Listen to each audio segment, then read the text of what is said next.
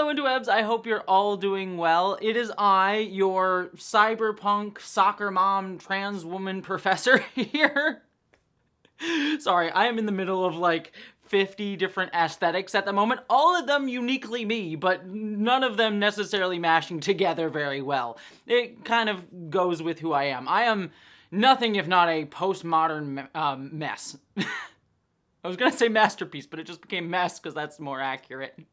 I am a masterpiece and a mess. That existential crisis aside, I'm talking about my own personal one because, as is typical, the end of the year comes with the chance to slow down and introspect and to look back at your year, your life, and your choices and everything that has sort of gone on. It's been really important to me to have this chance to do some introspection about my life and this channel, and I think, most importantly, what I want to achieve going forward with my life, my art, my voice, and what I'm doing here with this YouTube channel and what I hope to accomplish with it. What my goals are professionally, creatively, and personally, and also something that I've been trying to think more and more about these past few months, how I can do all of that healthily.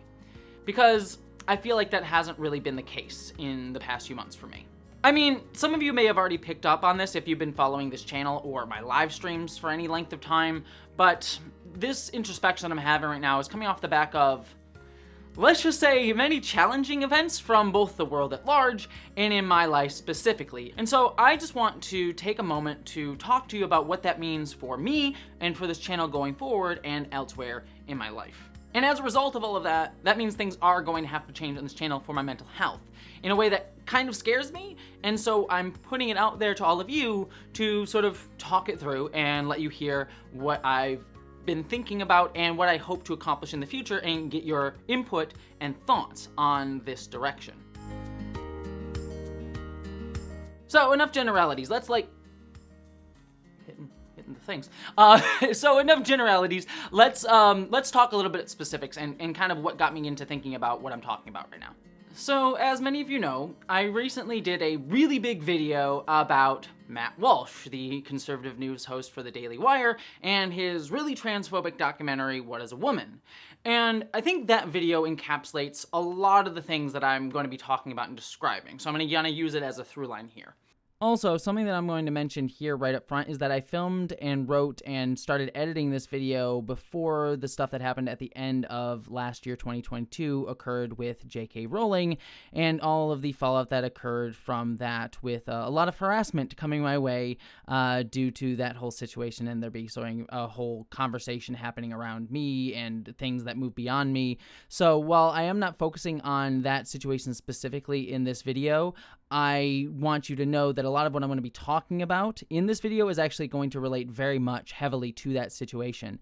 And also, just to give you a little bit of a tease of what's coming down the road, I am going to be doing a video at the end of this month that is going to go over not just Rowling, but the entire situation around how conversations around trans rights issues happen. And it will be focused using the situation with Rowling specifically, but I want it to be about a conversation not just about Rowling because I'm honestly tired of talking about her. So just know that while I'm not going to be talking about J.K. Rowling specifically, in this video you're about to watch, a lot of the emotional and mental health struggles that situation put me through at the end of 2022 very much sadly applies to the situation that I'm going to be talking about in this video, which sucks. It sucks that it happened again, even after I wrote a video saying I didn't want it to happen again, but it's kind of going to go to show the importance of what I am going to be talking about for my own mental health as we go through this video. So back to what I originally recorded.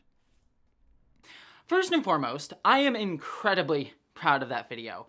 I think with that video, I managed to do some of the best creative work that I've ever done. I managed to take a lot of complex and disparate topics and I hope made them accessible and added humor and added visual and innovative elements and played with the structure of the video and did some cool comedic and visual things. Like, I just feel very passionately about the creativity that I put in that video because I think in many ways it feels very me and it feels like a good bookmark of the creativity and direction that I've been trying to take with the things that I've been making.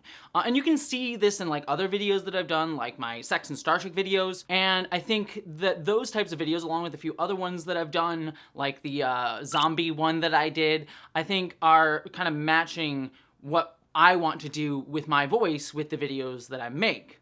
And on top of that, I think it also like represents some of the things that I want to do more on this channel, bringing more voices and communities into these discussions. You know, I loved having Foreign Man in a Foreign Land or Aeronaut or FD Signifier in a lot of those videos, as I think having them be involved in these projects is emblematic of my ethos of trying to create community with my videos, not aggrandizing my singular voice, but using my platform and my through line of my voice to uplift everyone else and direct people to listen to their voices as well in addition to mine. I think like if there's anything that I want to do with my art, it's be creative, have fun with my voice, but also uplift others. And I think these videos kind of encapsulate all of that, and also try to push for and argue for a better future, whether it be talking about how to push back against really terrible people or discuss how to create a new future on its own terms. I think that that's really what I want to do with my videos. And as a creator, I think that there are a lot of flaws in those videos. You know,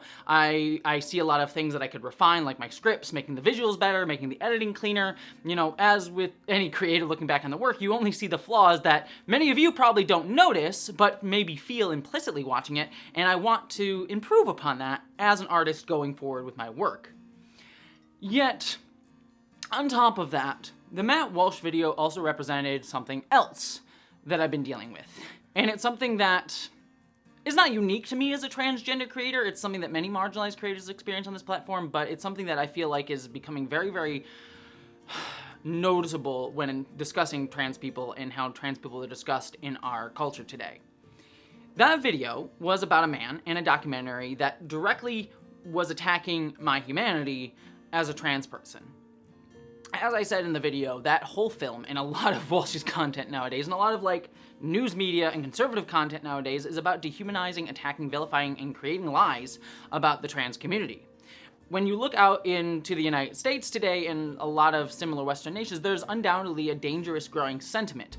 I see the transphobia. I see the rallies that Matt Walsh and others run demonizing the trans community to build their own voter base or to make money, and the solipsistic terrorism being wielded against LGBTQ people in general and trans people specifically, and the so few institutions and laws that are protecting us, and the many, many more institutions and systems that are directly attacking us. I mean, look at the laws that are being passed in places like Florida or attempting to be passed, and you can see some very, very scary things going on right now. The violence, both systemic and personable, that is being stirred is absolutely terrifying, and it makes me incredibly scared as a creator. And as a transgender creator, and someone who wants to, as I said before, advocate and try to fight for my communities and others using the abilities that I have, these are things that I want to address in my work, to fight, because all of this stuff makes me so angry, and yet wanting to fight for that better future that I always hope for. Which is why I make content like the Matt Walsh video. I think that stuff is essential to do, but it means living in a space and a mindset as a creator where I'm arguing for my humanity. And that, as like a place of like trying to create from, is sadly necessary today, but deeply unhealthy to be trying to draw from as like an energy. And the best way I can describe it, because this is kind of a nebulous feeling, is kind of describing how I felt after I posted the video. When I posted that video, I felt such a relief.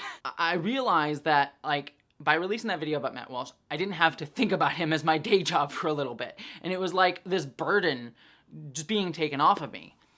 And I won't get into this, but many of you know that that video caused a whole thing with YouTube with being taken down for community violation and things like that, which led me to have to continue fighting as soon as I released that video in a way that I didn't expect to, having to muster that energy that I didn't know I had just to get the video that I had worked all this time on to fight for my own humanity to be released. All the while I'm doing this, realizing that Matt Walsh and others can continually dehumanize and sexualize trans people and people like me with impunity from YouTube. It was really kind of mentally exhausting to kind of be reconciling with all of that all at the same time, when at the same time I was sort of hoping to be done with the fight for a little while, to have a moment to rest, but not being able to. And so when that video finally did come out in its final form on YouTube, censored, by the way, the next few days I really kind of like felt sick. It kind of felt like my body had just been waiting to like be done. And it was just like having all of it finally just hit me all at once. You know, for a few days, I really didn't have the energy to leave bed. I did leave bed because gotta work, but it was really exhausting and really hard. It was definitely burnout. And I will say, one of the things that helped me during that time was a lot of the amazing support and feedback and wonderful kind words that I got about that video and support that I got in that fight with YouTube. Like, I only managed to get heard and people like over at Nebula helping me because all of you made a stink about it. And that really helped quite a lot with my mental health to know like I wasn't alone in this, which is why I always argue that community is what's necessary in these fights so that we can take care of each other. But as is always the case fighting for trans issues these days, there was a lot of pushback as well, some really horrific ones. You know, I got a lot of messages and comments on that video that I don't want to say out loud, and I shared a couple of them in the video itself about the one that I released before that, but they were comments that were telling me to kill myself, implying that I'm a pedophile, calling me dumb, dehumanizing me, calling me ugly, nasty, gross, just for trying to argue for my basic humanity. On top of that, and I'm gonna forewarn you, I'm gonna show this to you because I think it's necessary to show to all of you, but I jump ahead a few seconds if you don't want to see something really horrific in terms of transphobia. I got emailed death threats. I got emailed a death threat that threatened to kill me and my mother. Which, you know, probably just some random weirdo who's angry about the fact that a trans person exists, expressing that in a really terrible way with no intention of actually doing anything. But for me as a creator, that is, and just a person, not even as a creator, it is absolutely fucking horrifying to get that. I'm gonna be very honest, the day that I got that email, I did not sleep because I was just rolling over my mind of what I'm supposed to do. How do I deal with this? What's the action here? And it really, really scared me. And it also made me realize and know that, like, this isn't going to stop anytime soon. And in fact, it very much might get worse, especially as, you know, I continue to have to fight these fights and I am a prominent trans creator.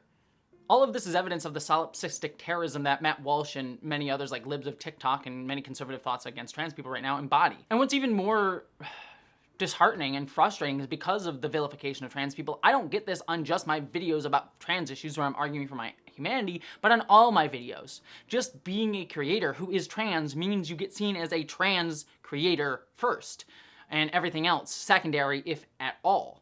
You know, I try to identify more as a nerd a lot of the time, but people don't really even see that. I get people calling me a child groomer or gross or subhuman or nasty, even on videos where I'm just ranting about Star Trek.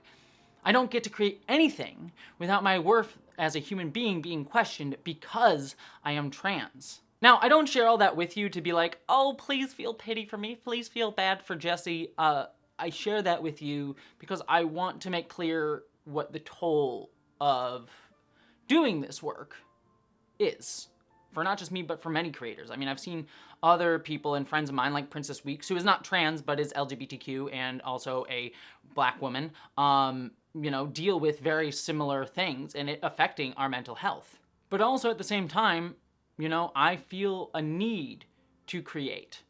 Creating and making are the passions that fuel me. Without those things, I don't feel myself. Yet, I'm not able to create these things without my basic humanity being under attack. And when I make 4-hour-long videos about trying to get people to see my and my community's humanity, there are anti-trans bigots who still don't see my humanity, who still just attack me. In fact, many of their comments tell me that, like, my video didn't convince them at all, that I actively made them deny my humanity more, like the video, like, actively worked against what I was trying to do. And while I know that this is a lie, they never would have seen my humanity because they don't come into it wishing to see someone like me as human, these comments almost feel like gaslighting my creative ability. In fact, it's not like that. It is that. It's, you know, it's this video that I felt so proud of my imagination and talent in, and if that video couldn't get people to see my basic humanity, what good am I at my craft? if even at my best, my most creative, the thing I'm most proud of can't just get someone to see me as human, how am I even any good at making things? And that, you know, while I know that that is the intention to make me feel that way, it does affect me. You know, while I was in that burnout period after the video, you know, all that stuff was sort of going on in my head. And I was like, I need to create, because create is the only way I feel like I can feel human again. And yet, as I tried to write, I kept hating them. I wrote 5 videos that you'll never see because I wrote them and despised them. They weren't good enough. I couldn't explain things right in my mind because I was like, I kept questioning myself. It's like, is this good enough? Am I making anything worthwhile? Ah, fuck, this isn't good. This sucks. I literally wrote like a 20-page video that like felt like it just was nothing because I just was not good enough. That's what all this shit does to you. And that feeling of not being worthy enough also mixes with like other feelings as well. You know, that sense of creative pride that I spoke about having with the Matt Walsh video, it makes me feel like every video that I make now has to reach that creative height because that was the only chance I had to be heard to make something worthwhile. You know, if this level of something can't convince people, then I need to go bigger than that. But then on top of that, this also mixes with the YouTube algorithm, or capitalism, as it were. You know, that algorithm tells you to make videos like that gets hundreds of thousands of views, or it shames you. And so it also tells you to also just keep making content, always make more, move faster, keep going, produce, make. And so all this mixes together where you feel like you have to make a new video every 2 freaking weeks to try to like feed the algorithm, but also feeling like your video has to be better than the one before, or else you're not succeeding as an artist, nor are you even succeeding in being able to argue for your basic humanity as a marginalized person. And just doing that, keeping on feeling like you constantly need to make each video special and release it at this pace just wears you down. And these things mix together to prevent me from being able to feel like I could just make a video that just gets put out there just to feed the algorithm, because every video needs to be special or else, you know, I failed as a creator. I failed as a human being now. Kept on feeling like I was trying my hardest, constantly spinning plates, and all of them just being right about to wobble and never having enough time to make them work perfectly. And because I'm working this hard, because I feel like I need to do this to be able to survive, because this is my livelihood,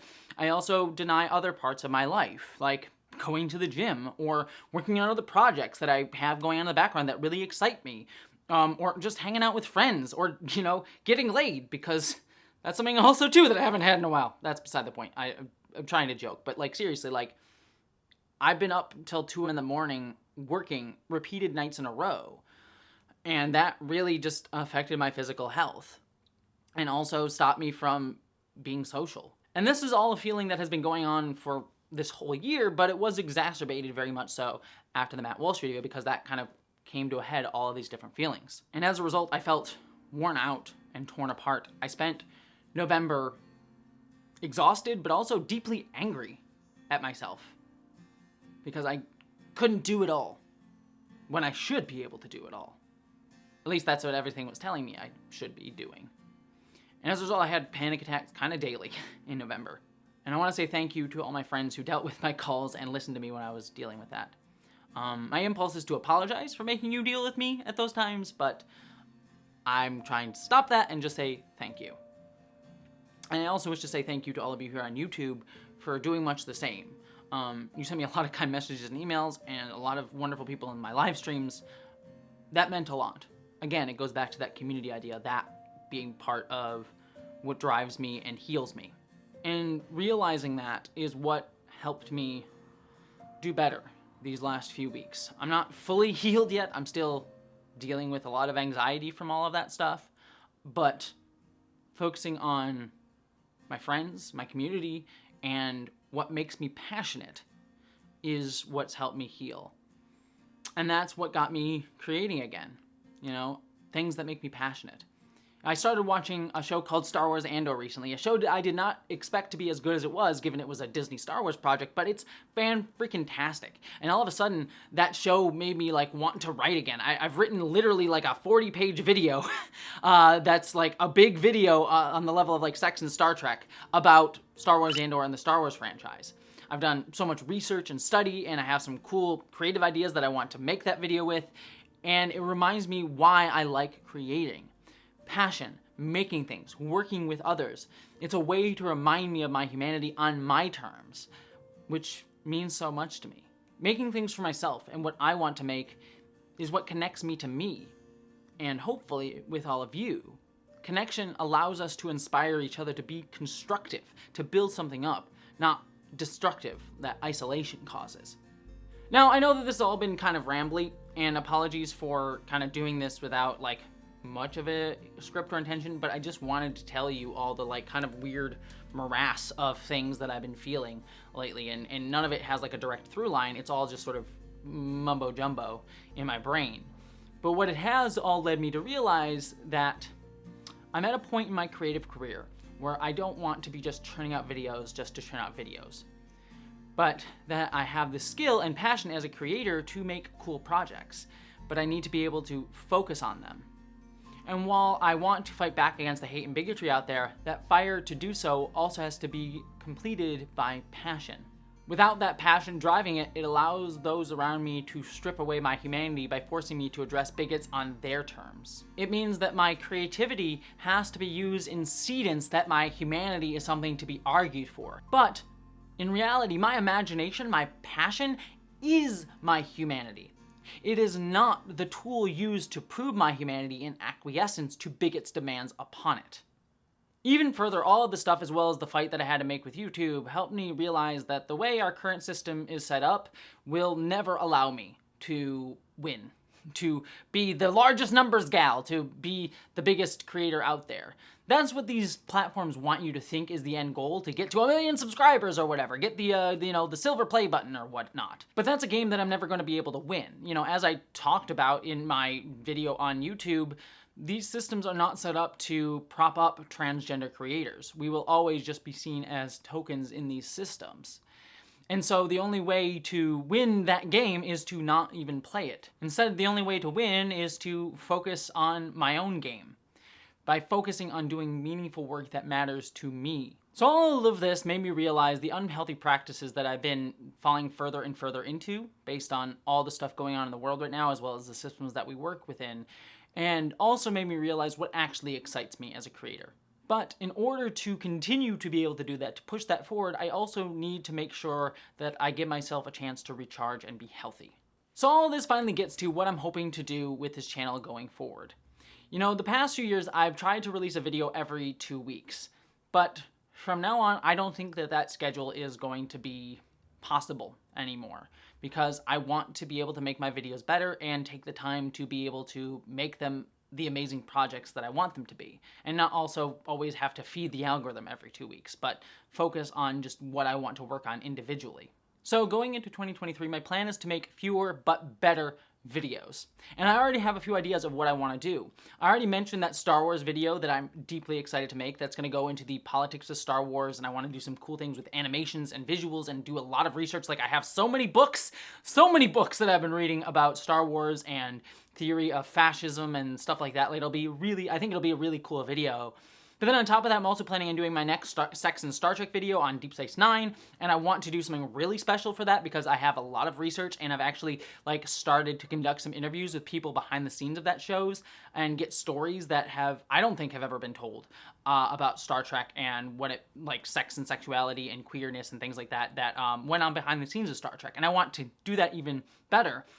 And I also want to film on location with that video and do cool things visually in there. Like, I actually want to rent out a bar like Quarks to be able to film that in and do something special there. But I also don't want to just talk about nerdoms. As I said, I do want to passionately talk about LGBTQ issues, but not argue from the step of I want to argue for our humanity, but start from the assumption we are humans and try to explore what that means.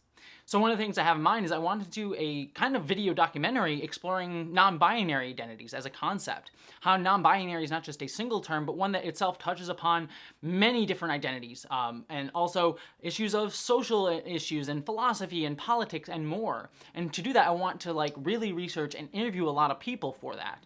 And I want to do it to explore with earnest curiosity what non-binary is for myself as I explore my own identity and for others. And I also want to do more experimental videos as well. I have a video idea called Queer Liminality that will, well, I'll leave it to your imagination what that's going to be, but I think it might be one of the most exciting videos that I've ever done. All those are videos that I really, really want to do in 2023, but they're going to take time. And I have other videos that I want to do as well, and I'm sure more ideas will come up in 2023, but I can't do them on a 2-week schedule anymore. And on top of that, I will also say that there are things that I mentioned earlier that I'm trying to work on behind the scenes of YouTube and do outside of YouTube. There is currently a project I'm working on with a producer friend of mine that will be a dream come true if it actually happens.